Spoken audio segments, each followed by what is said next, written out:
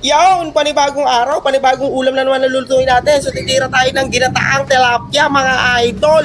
Excuse me po. Ayan, ugasan mo muna yung tilapia bago mo kainin. Meron din mga gulay, yung hipon, tinanggalan ko na ng laman loob. Tapos, siniwa ko na rin tilapia sa tong pechay. Meron din talong. Tapos, ready na natin yung kamatis, luya, sibuyas, bawang. Ang bilis naman nito. Okay, lagyan na natin yan. Stir natin to. Yung hipon para lumasa, tapos maglagay ka ng mantika, ibrito mo yung tilapia, mga idol. Yan, pag okay na, magtiga tayo ng gata. Tapos balik rin mo na yan, baka masunog. Tapos prito mo na rin yung talong. Ano ba yan? Napakabilis naman talaga. Aromatics, patis at paminta. Unang gata, lagay mo na yung talapia. Tapos ayan, igay mo lang ng konti, lagay mo na yung pangalawang gata, lagay yung pechay, ibrito mong talong, tapos sili, tapos hipon, takpan mo na. Pagbukas yan, mabisa na yan. Ano pang masasabi mo dyan? Mabisang mabisa yan, Brad. Woo! Yawn! Food trip na naman. Ginataang tilapia na may hipon. Ayan, oh. Sabaw pa lang, hindi